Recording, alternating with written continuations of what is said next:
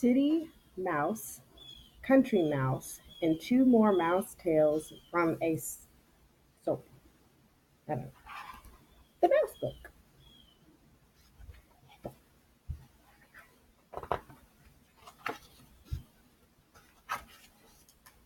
Once upon a time, let's see if we get okay. Once upon a time, a city mouse went to visit his cousin in the country. The country mouse was happy to see his cousin.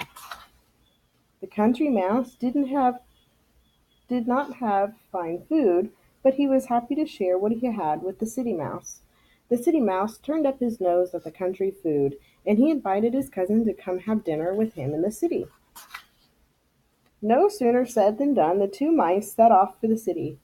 At last they came to a home of the city mouse. It was very late at night. The city mouse led the country mouse right into a grand dining room. The leftovers of a fine feast were still on the table. Soon the two mice were eating jam and cake and all that was nice. Suddenly they heard growling and barking. All at once the door flew open and in came two huge dogs. Both both mice ran for their lives. The country mouse made his mind to go back to the country that very night. What good is fine food if you can't enjoy it? It is much better to eat plain food in peace.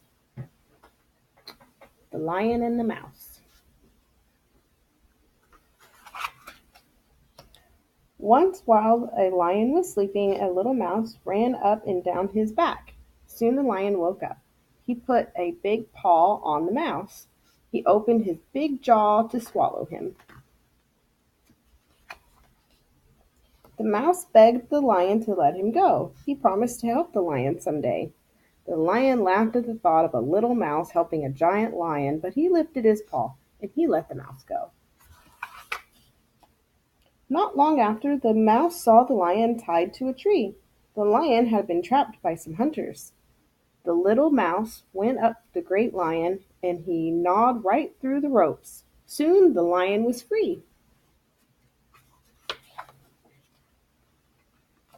"Wasn't I right?" said the little mouse to the lion. "Little friends can do great things." Um, Beeling the cat. Long ago, the mice had a meeting to talk about their enemy, the cat. What could they do about her? Some said this and some said that, but at last a young mouse got up and said that he had an idea. "The cat moves without making a sound," he said. "That's why we are always in danger.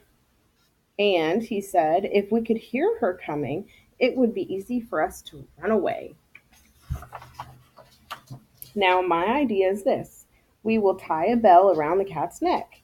Then, whenever she moves, we will hear her, and we will run away." The mice clapped and cheered until an old mouse got up and said, "That is very well, but which one of you is going to put a bell on a cat?"